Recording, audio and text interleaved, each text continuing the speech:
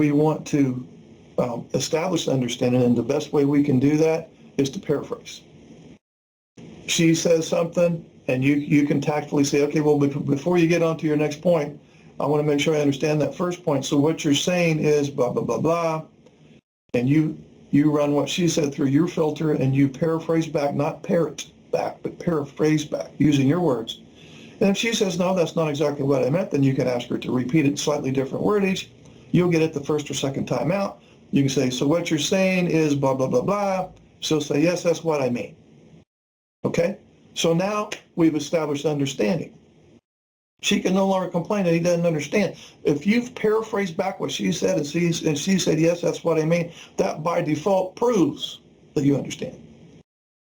The next thing she would say, well, he may listen or understand, but he doesn't retain it for very long.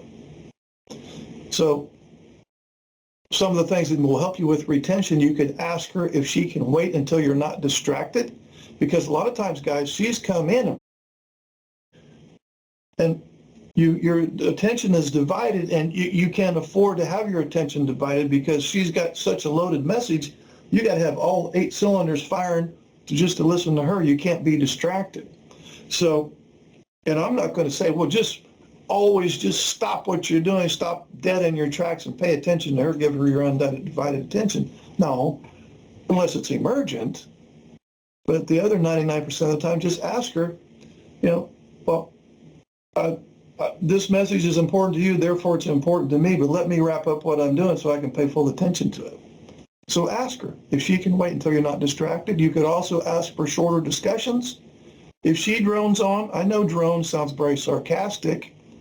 She drones on for a half an hour, 45 minutes. In fact, guys tell me 45 minutes. I'm lucky if I get out of there in 45 minutes. Try 90 minutes. There's no way that's going to work. So you can ask her for shorter discussions. And if her message is an hour long, maybe you could break it up into 10-minute chunks. It may sound ridiculous, but that's the only way you're going to get it. Because after the 10-minute mark, especially if she's already upset with you, your anxiety is going to click away at the same rate that the second hand is ticking away, and pretty soon you're going to short circuit, and now you're going to have to do a meltdown or a shutdown or just pretend like you understand what the hell's going on. But then there's going to be the hell to pay after the fact when she realizes that I thought he was paying attention, he was looking at me, but he didn't retain anything. So you can ask for shorter discussions. You can also ask to stay on one topic per conversation. How many times? As she started out with problem 1, by the time she got done with your ass, she was on problem 10. And you didn't even know, wait a minute, I thought we were talking about that thing. How did we end up here? So there's nothing wrong with asking her one topic per conversation. She has probably asked you or assumed that if she told you how she feels, you're supposed to know what to do in the way of implementation, some course of action based on how she feels? No. So you could also ask her, just tell me what you need. Don't make me guess how you feel and what I'm supposed to do based on how you feel. Just tell me what you need, point blank. Because 9 times out of 10, he's perfectly willing to follow through if he just knew what the hell he was supposed to do. And put a reminder app with an alarm on your phone. She says, well, I need you to do such and such. Unless you're saving a baby from drowning in the backyard pool, you could stop what you're doing, get out your phone, and put the reminder there with a little alarm. And when the alarm goes off and you're still not in a position to take care of that thing, and it's not emergent, just reset your alarm. Okay, well, it's 5 o'clock. I was going to try to take care of it at 5. I can't, so I'm going to shoot for 6 now. And then the fourth and final thing with employing full measures instead of half measures, which is what we talked about at the top of the call. You may want to do a cost-benefit analysis on this, on the implementation piece. So she wants me to do X.